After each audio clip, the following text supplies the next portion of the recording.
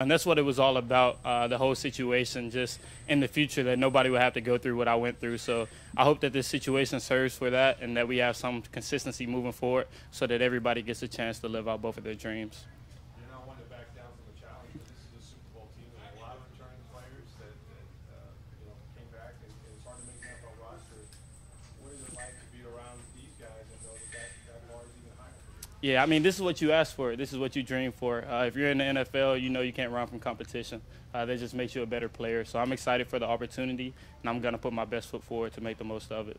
Cameron, did you hear from any other past Annapolis grads that were athletes and did receive a deferment? Do you hear from anybody in the past to keep your spirits up or give you advice of any sort? Right. I talked to a lot of former players, some who served first, Phil McConkey, Joe Cardona, Keenan Reynolds, and then I talked to Malcolm Perry. They just told me to keep my head up, keep working. Things are going to work out in the end, whether I go serve first and come back or whether I get the deferment. They just told me to just keep working because it's going to work out. Anything else? Hey, thank y'all. Take care.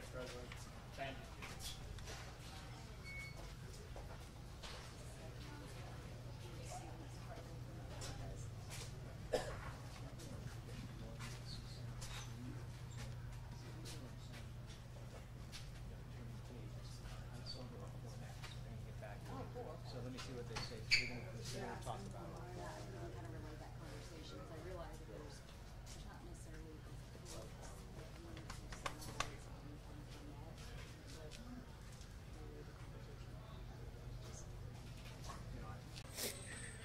Last year, about this time, I believe it was Cynthia Phelan, NFL.com, ranked your secondary last in the league. Yeah. Now, I ranked it because throughout the season I saw references on social media. Yeah. You and your teammates. Was that even a discussion or a subject leading up to your final game? It shouldn't have been.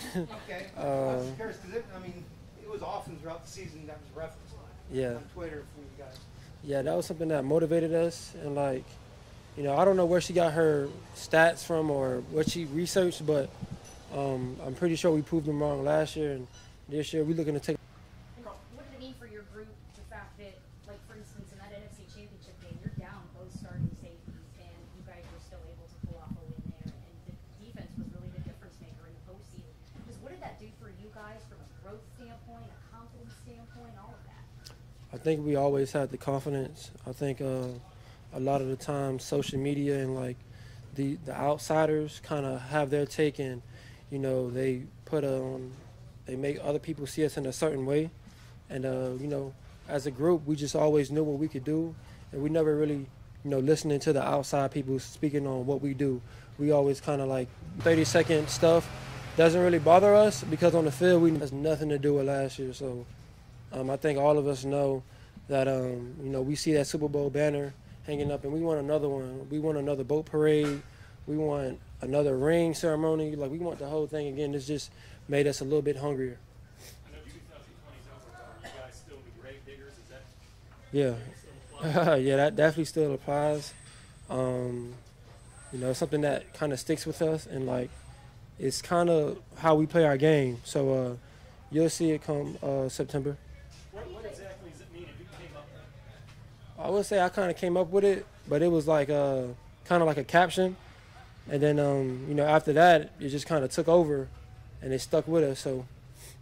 How do you guys build off of last year? I don't know in your minds if you're thinking to yourselves, all right, lower completion percentage for opposing quarterbacks, more PBUs, more INTs, more takeaways. What in your mind? How can you guys build off of last year? I mean, we wasn't perfect, so and no, we can never be perfect. So there's always work to do. There's always something to get better at, and complacency is the worst thing for an athlete. So we just try to correct what we didn't do well, and get better at that, and then continue to do the things we did do well.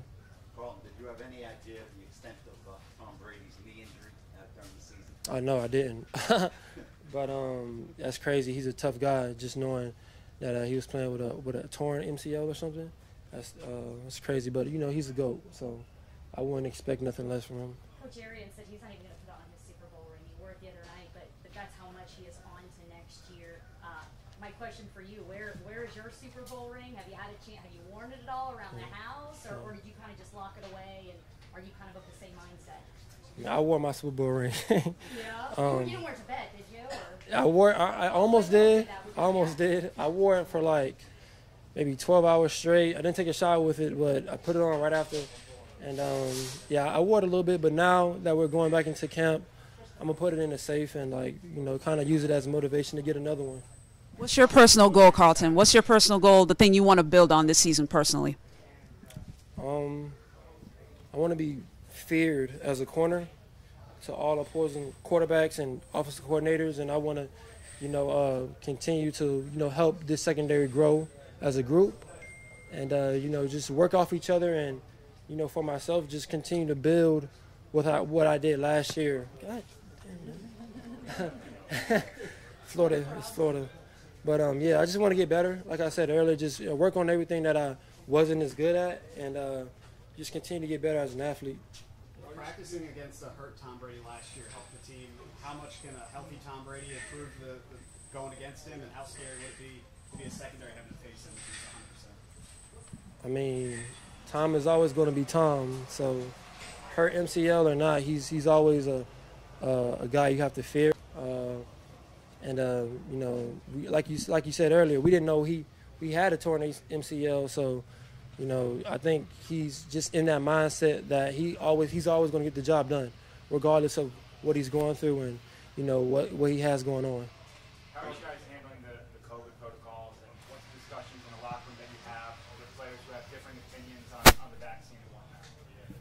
I mean, everybody, didn't have a spike of COVID. So this year we just want to continue that and continue to protect each other by being accountable, inside and outside. Do you feel like now that you won one championship, you have to prove that you can do it again? Does that create more of a motivating factor than maybe even winning the first one? Whatever they want to say, but it's all about what you can do now. Nobody really cares about the past. You're still a young player, but the guys around you were even younger, right, in some positions last year in the defensive secondary. Yeah. What did you feel like they were growing up, and how much better do you think they're going to be, having been through what they've gone through? I think throughout the season they showed great strides and understanding the game better, and just us playing off each other. When you have good chemistry in the DB core, it allows you to play a little bit more looser and just calm, and it allows you to make more plays because you understand what this guy is doing in this coverage. So I think we'll be better. Carlton, what's it like to go from, it was alluded to, where people maybe had you ranked and you say you shut out that outside noise, but going from guys that maybe had a chip on their shoulder, being the underdog, to now you guys will be the hunted with the target on your back. What is that like? I still think I'm an underdog. That we want as a DB core and even as a D taking it. Even when in all you feel like you still didn't get the respect? Yeah, I still feel that way. I haven't really seen much. We only had one practice, so I'm just looking to see if he, progresses.